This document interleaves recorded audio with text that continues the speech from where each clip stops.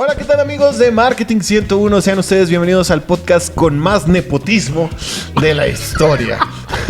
Y el día de hoy, como siempre, al invitado, al único que accede a venir tantas veces y cuando menos tiempo tenemos, mi amigo Ricardo Perenos. Un gustazo, hermano. ¿Cómo ya estás? sabes, no, feliz de estar aquí.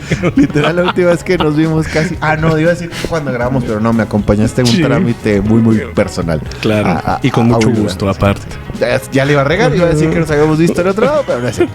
Entonces, el día de hoy, mi Richard, Sí. que tú ya sabías claramente que vamos a hablar de esto, vamos a hablar de cómo sirve el arte para potenciarte para ser un mejor emprendedor. Ok. Fíjate, te quiero dar un poquito de contexto de por qué quise como que tocar este tema. Sí. He estado viendo, yo imagino que si te has topado, igual que la audiencia por ahí en internet, estas pláticas que organiza el banco BBVA. Así como no. Sí, que se Sí. llama Aprendiendo Juntos. Sí, Y la verdad las pláticas están muy buenas. claro. Llevan ponentes muy diversos, Claro. con temas bien distintos. Y me clavé con unas pláticas específicamente del ramo de la música. Ok. Están muy bonitas. O sea, me hicieron cuestionarme. Acabo de cumplir años, entonces... ¡Así cierto! ¡Felicidades! Ayer fue gracias. ¿Cuántos? 37. No manches, estás bien joven. Ya, no, pues ya ni tanto. Pero no lo digo en mal plan. No. O sea, lo digo en... me gusta. A mí me gusta cumplir años. Ya te lo había dicho. Sí, Al claro. contrario. Siempre digo, es un año menos pendejo. Muy bueno. Entonces siempre Muy bueno. lo he pensado Claro. así. Un año Ah, más, qué un perro. año menos pendejo. Entonces, Qué chingón. no lo digo en mala onda la maldición. no, es no. para si tú vas a cumplir años, ojalá y también lo veas así. Desde esa perspectiva. Sí, yo a mí se digo. hace buenísimo. Entonces, Digo, igual y abono un poquito. Ajá. Yo creo que algo muy difícil, sobre todo cuando uno está en esta búsqueda del alto desempeño, es justamente eso, es reconocernos pendejos. sí. Entonces, a mí se me hace excelente este ritual tuyo de decir un año menos pendejo. Sí. O sea, es un año de aprendizaje, un año de crecimiento, un año de estar abierto a aprender, un año de humildad para todo lo que, Sí, ¿verdad que sí? uno no... Claro, no, se me hace perrísimo. Entonces, eso sí es totalmente Qué perro. personal. Esa Qué perspectiva perro. sí no te voy a Qué decir. perro. No, se la... Si la tomé de... No sé, Claro. a lo mejor ya existe, no creo que sea el primero que lo haya pensado. La comparto totalmente, se me Pero- hace... Está chida, ¿no? Eres tú, mano. Nah, gracias. Sí, totalmente. Entonces, dentro de esas reflexiones, últimamente me he estado centrando un poquito. Sí. Estoy buscando, te lo juro, la manera de no soltar la parte artística, porque Claro. la cuestión científica está del lado de que mientras el arte te acompañe, pues tienes un cerebro, para empezar, mucho más Activo, saludable. Claro. Combates de Claro. manera efectiva el envejecimiento neuronal que todos Claro. tenemos al ir creciendo. Claro. O sea, tu cerebro envejece como tú como persona, Claro. pero lo cuidas. Claro. Y una forma súper recomendable es cuidarlo a través Del arte. del arte, de cualquiera. Sí. Yo tengo la fortuna de tocar la guitarra desde los 15 años, no lo he dejado de hacer. Qué perro. Quisiera hacerlo más, quisiera que fuera mi actividad primaria. Claro. Entonces está eso. Además de las charlas estas que te estoy comentando que Sí. estuve checando, también me topé con otra... O sea, con muchas decisiones que estoy tomando en mi vida, Ajá. me topé con una charla que hablaba de por qué es una buena idea o qué puedes hacer para que tus hijos Sí. se vuelvan lectores, les Ok. gusten los libros. Ok. Y lo da un maestro en literatura que es maestro de niños. Ok. Y empieza a dar consejos para padres, para que les Como guste la lectura. Motivarlos. La plática está preciosa, o sea, Ah, de qué nuevo, padre. insisto, son cosas que al menos a mí me hacen sonreír. Ese tipo Claro. de charlas Sí, te entiendo la idea perfectamente. de alguien que disfruta tanto hacer lo que hace, que lo contagia a través de... Que tiene la capacidad de invitarte y contagiarte el entusiasmo por la actividad, ¿no? Sí. Ya te cacho. No, te Entonces, cacho perfecto. No, estoy intentando escuchar una Ajá. platiquita de estas mínimo a la semana. Ah, qué padre. Y salió, te digo, el tema de la música, la literatura. Qué chido. Y venían muchísimas cosas que yo siento que dejamos de lado Ujú. sobre cómo nos pueden beneficiar. Claro. Hay algo que se llama el estado de flow, Sí, claro. que yo ya tenía por ahí varias nociones de ello. Es la onda. Pero pues curiosamente, antes de empezar estas pláticas, me había topado con otra plática de otro canal en YouTube muy bueno, también dedicado mucho a la cuestión de divulgación científica, Sí, que claro. hablaba de cómo funciona y qué hacer con el estado de flow. Claro. Ahorita no recuerdo el nombre del neurocientífico. No era neurocientífico, él era solo divulgador científico y periodista. Ok. Y hombre, o sea, Claro. Claro. súper preparado, y hablaba de cómo llegar a estos estados de concentración. Curiosamente, la gráfica. ajá, Ujú, ujú. y la plática conecta con las otras que empecé a Ok, toparme, o sea. ya te caché. Sí, de cómo se relaciona el estado de flow con la actividad artística. Claro. Y lo hablaban de Qué perro. cómo pueden ayudar Claro. a mejorar nuestras actividades. Y la primer pregunta, o más bien primer apunte que me viene a la mente, es cuando Sí. estaban hablando del flow. Ujú. Una de las actividades que todos en teoría deberíamos de buscar. Así a grandes rasgos, nada más para si no conoces lo que es el famoso estado de flow, es esta parte donde tú te puedes dejar llevar por una actividad, Así pero es. te concentras de una manera que el tiempo vuela. O sea, que no sabes ni en qué momento pasó. Claro. 20 minutos, 30 minutos, si me acabo de sentar, ¿verdad? Todo lo contrario. Y con un nivel de eficacia muy alto. Exacto. O sea, ese es el valor agregado del estado de flow, es la relación de atención, o sea, la inversión económica entre el estado de atención y desgaste físico con la Exacto. productividad. Y que la elevas un chorro. Sí, Ahora, claro. llevándolo eso a lo que es uno de los temas centrales de aquí, que es el emprendimiento. Imagínate que tú o tus trabajadores Claro. pudieran alcanzar esos Estado de estados. flow, claro. Pero yo creo, aquí igual nos pueden decir en los comentarios si están de acuerdo o no, que creo que mucha gente no conoce este tipo de, pues, no sé cómo llamarle, metodologías, herramientas, conceptos, Claro. ideas, respecto al estado de flow. Claro. Y ponle, a lo mejor tú lo has escuchado, pero lo sientes muy lejano de Sí, cómo claro. voy a llegar a ello. Claro. Curiosamente, una de las formas que se puede entrar, Es a través del arte. y una de ellas, de las más efectivas, lo dice el de literatura, lo llega a decir, y luego en la otra lo decían, es la lectura Y la música. y la música. Claro. Y para mí todavía fue un Sí, o sea, dos de tus pasiones Sí. que te dan acceso al estado de flow. Ajá. A la práctica del estado de flow. Sí. Claro. Y eso me gustó mucho, ¿verdad? Claro. Y desde entonces dije, órale, si de por sí ya disfruto Claro. estas actividades, Con esa información muchísimo más. ¿verdad? Al grado que el fin de semana, el domingo, como no, sábado y domingo, como no salir literal, Ajá.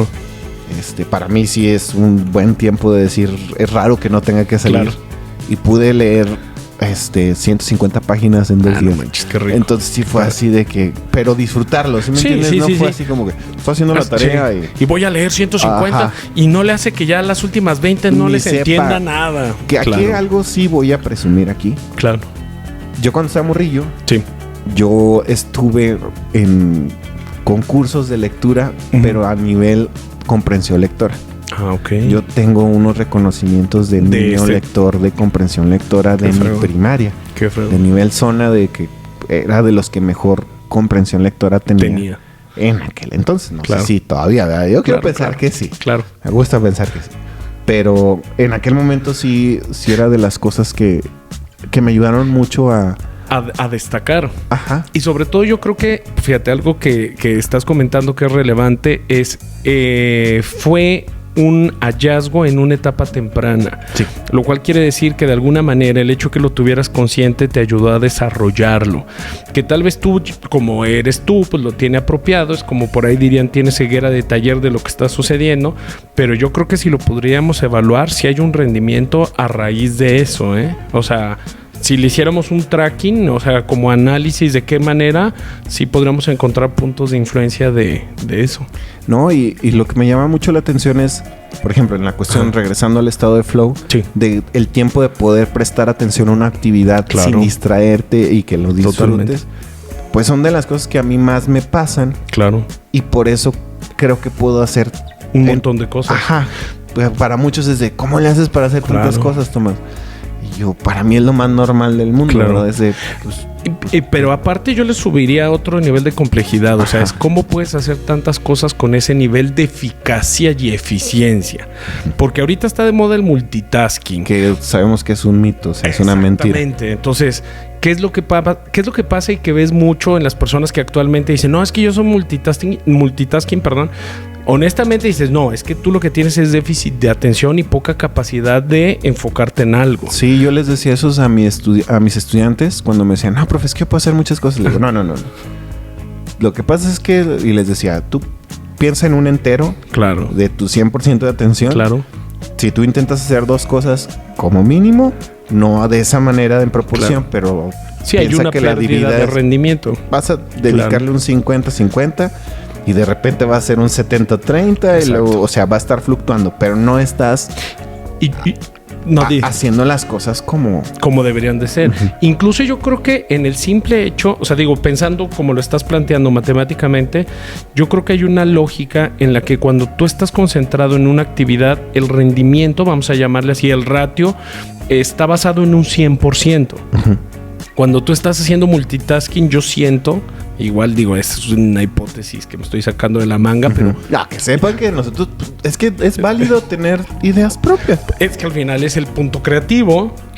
Yo creo que al momento que tú tienes actividades multitasking, tu atención tiene una pérdida. O sea, por el simple hecho de ser varias actividades, ya no estás operando en un 100. Ya tal vez estás operando en un 90, en un 80. Y de ese 80 tal vez es 40 para uno y 40 para la otra. O como decía, 70, 30, 10. O sea, sí, va a fluctuar. Sí, y yo creo que sí hay una pérdida. O sea, es el simple hecho de que sean 2 actividades y no una, sí generan una pérdida. Y además le estamos poniendo, sí, yo siento que lo sesgamos de una manera, porque decimos, del 100% de tu atención. Sí, como si fuera un total. Sí, o sea, como si dijéramos que la atención estuviera al 100. Sí, claro. O sea, eres del Messi, yo les digo, el Messi, el Cristiano Ronaldo de la atención. Claro. Tiene una fluctuación de rendimiento y nunca está al 100. O sea, estamos poniendo el 100 como parámetro. Exactamente. Pero como lo vemos solo en efectividad, nos pareciera que todo es un 100. Exacto. Sí, y tal vez yo creo que eso sería... ¿Sabes quién creo que nos lo podría compartir de manera más eficaz? Los entrenadores. Cuando los entrenadores ven al jugador y lo ven en entrenamiento y lo ven en juego y dicen, en el juego tal vez me estaba dando un 70, pero muy efectivo, y en el entrenamiento tal vez me dio un 90, pero no con ese nivel de eficacia. De hecho, de ahí viene como yo conocí lo del flow. Claro. Les puedo recomendar, es un libro escrito por...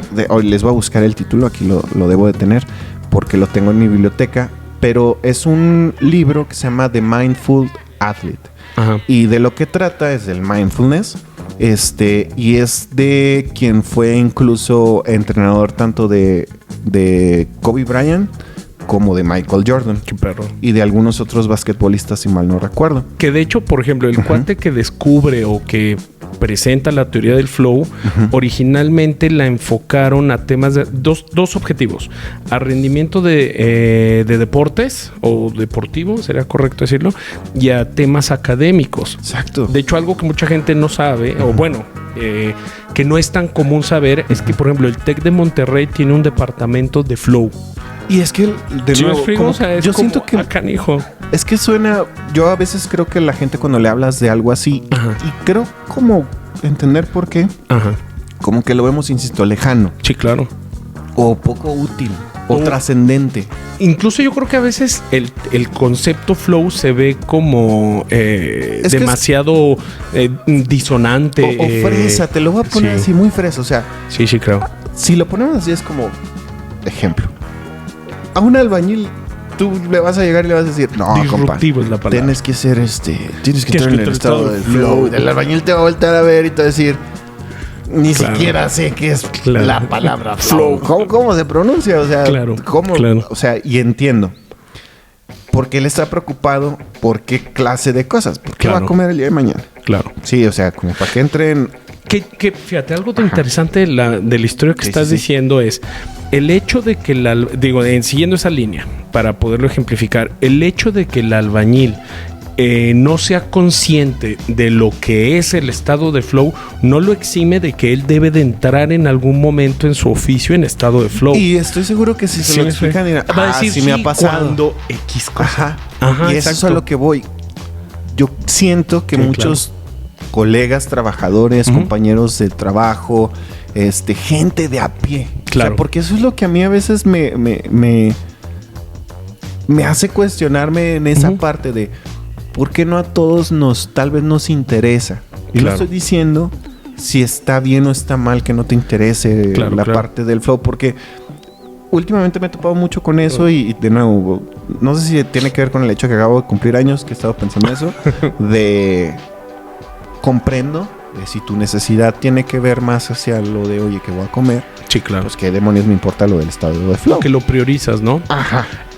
Fíjate que se me fue el nombre ahorita la persona, pero lo explicaba por estados de complejidad. O sea, decía, la cultura está construida a partir de jerarquías que van creciendo en estado de complejidad.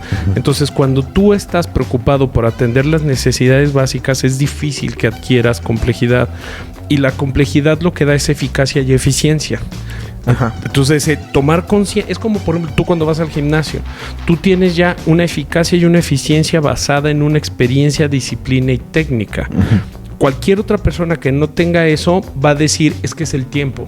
Cualquier otra persona que no sepa va a decir, no, es que es el gimnasio. O sea, va a adjudicar. A mí me gusta llamarle a eso supersticiones. De hecho, cuando yo doy consultoría, siempre le digo, una de las principales cosas que te puede afectar en tu rendimiento son las supersticiones, que son el creer o el suponer fenómenos o cosas que suceden en base a datos que no guardan relación o no tienen por qué ser referenciales. Y el flow realmente lo que es una teoría que explica de manera creativa, volviendo al tema de las artes, que explica de manera creativa cómo puede ser el rendimiento cuando nos concentramos, porque aparte también la teoría del flow habla de varios aspectos muy importantes. Habla acerca del aspecto lúdico, es decir, el que sea divertido. Habla acerca del aspecto de la fatiga, de cómo la fatiga afecta nuestro nivel de eficacia. Un ejemplazo de eso es por qué los pilotos de avión no pueden volar si no tienen cierto descanso. Y otro factor también es la capacidad de asombro, que es una cualidad de las actividades creativas. Entonces, de lo que estás comentando, yo creo que lo relevante es todos tenemos acceso al estado de flow, pero solamente aquellos que comprenden y se van familiarizando con la técnica para poderlo complejizar y pasar de la metáfora, del drama, de la, como decía ahorita, de la superstición a los aspectos técnicos claros. Por ejemplo, yo tuve la fortuna una vez de entrenar contigo y yo vi el rendimiento. O sea, yo noté el rendimiento y tal vez para ti es un tema intuitivo. Pero esa intuición tú tuviste la capacidad de transferírmela de manera rápida por este ejercicio de complejidad. Probablemente, siguiendo la metáfora que decías tú del albañil, debe de haber un grupo de albañiles que si les digo cómo puedo cargar un bulto de cemento de 50 kilos no sepan explicarme, y sin embargo debe de haber otros que sean altamente capaces de decirme, mira, la clave para cargar un costal de cemento, un bulto de cemento de 50 kilos es así, así, así, así, porque se han tomado la molestia de reflexionar en la técnica. Es que, y ahí te va, lo que también me hace pensar, ajá, porque se lo decían a los conferencistas, por ejemplo, a uno que era músico le decían, es que la música clásica mucha gente la ve como elitista, claro, la ve, la música de cámara la ve, claro, como algo especial. Y por ejemplo decían, pues es que por ejemplo dicen la ópera, ajá, yo no sabía esto, dice, ajá, la ópera surge porque la gente antes iba al teatro, ajá, y en el teatro de repente estaban muy aburridas las obras, ya era como que chale con el teatro, y había un intermedio de, uh-huh, música, uh-huh, y la gente iba ya más al intermedio, claro, para eso. Entonces dijeron, órale, ¿cómo podemos incrementar el interés en lo otro? Y dice, así nace la ópera. Qué interesante. La ópera nace de la palabra obra, y por eso sí, así nació. Es como una musicalización fonética, ajá, de la obra. Ajá. Entonces dicen, nace para el pueblo la ópera. Qué interesante. Pero nos quedamos con la idea. Sí, de que era solamente para el grupo de élite. Ajá.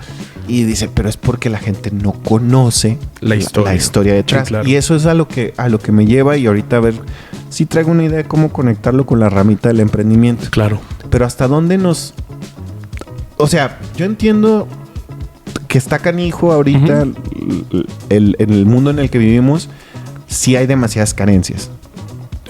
Yo creo que siempre ha habido. De hecho, eso era lo que iba. Ajá. Pero siempre ha habido. No, incluso estamos en una etapa históricamente, antropológicamente, estamos en una etapa histórica, o sea, sí. en la civilización. Ajá. Dos características civilizatorias estamos probablemente en una de las etapas más pacíficas de la civilización entera y con más commodities, con más o sea, comodidades, recursos primarios al alcance, o sea, resueltos. O sea, es que está cañón. Ahí te va, porque es que esto es bien extraño, porque luego cuando puede sonar, yo estoy francamente a lo mejor sesgado, pero yo estoy de tu lado. Ajá. O sea, yo estoy de acuerdo. Claro. A lo mejor alguien me va a decir, Tomás, pero están todos estos conflictos. Sí, pero si abres un libro de historia, no lo digo yo. Hay gente que se dedica a la historia y lo dice. Claro. Dice, sí, o sea, sí es cierto, hay muchas desgracias. Claro. La guerra no se ha terminado. Claro.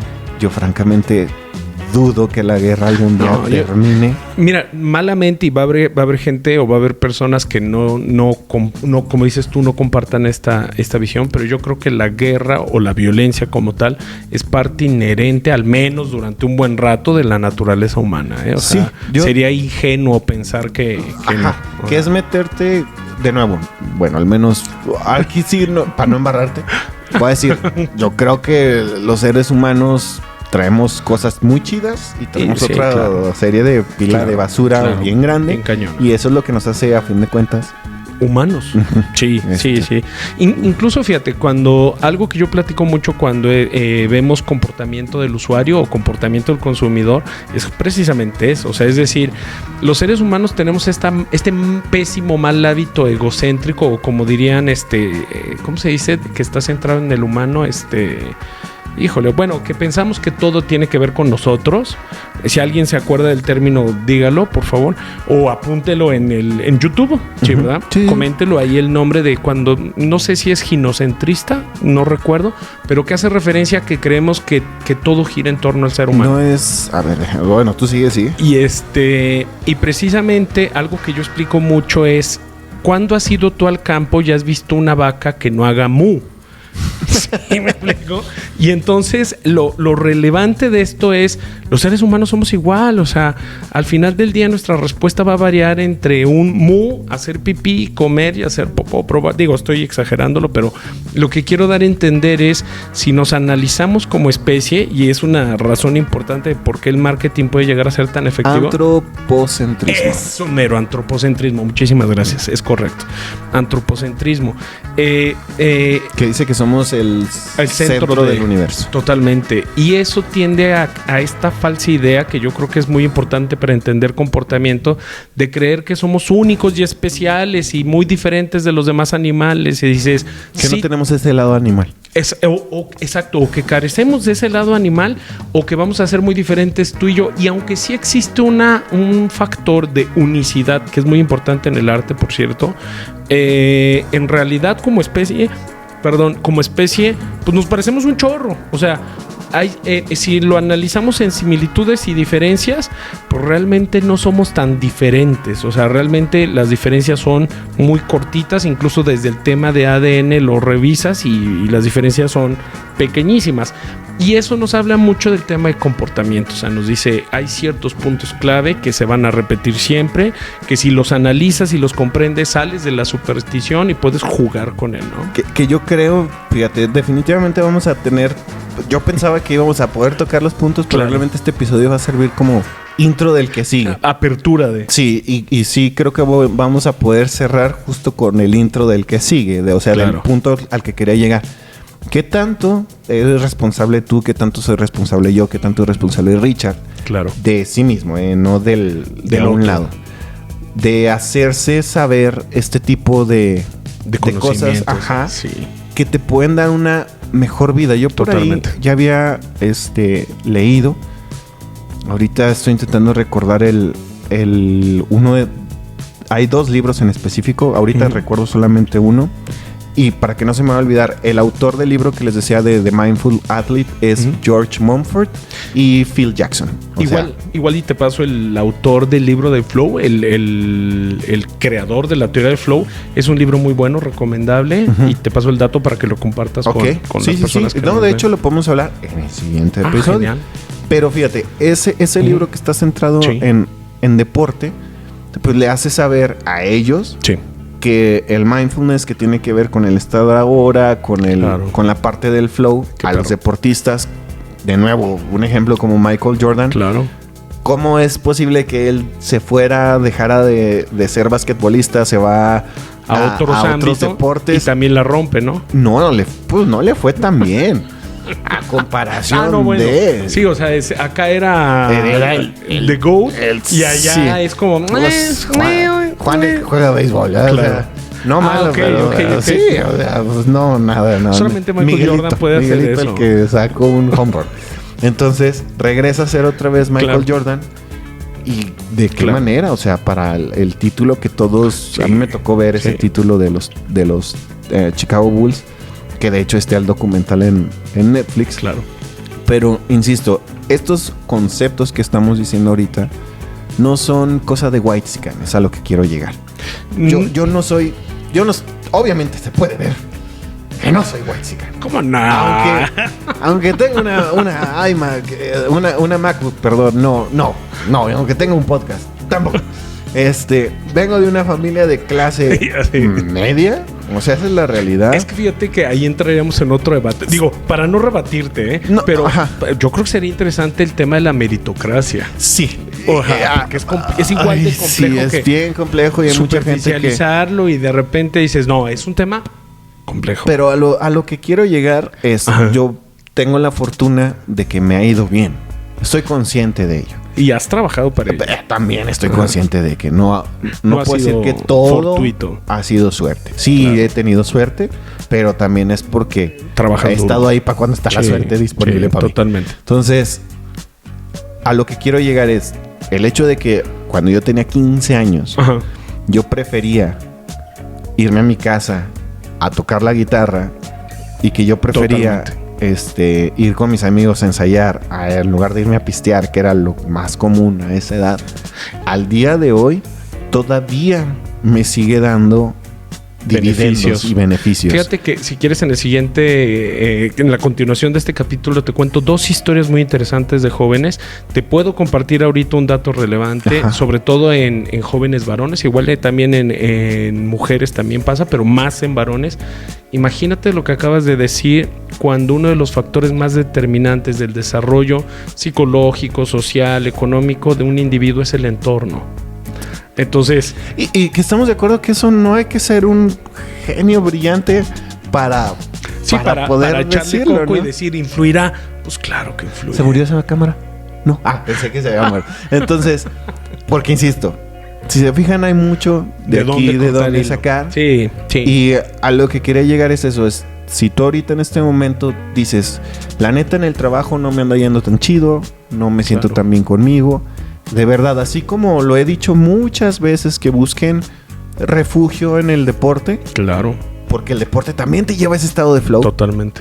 Pero ahora quería decir en la cuestión artística. Claro. Yo te lo digo, mi Richard, bueno, tú ya lo sabes, porque somos amigos desde hace muchos años.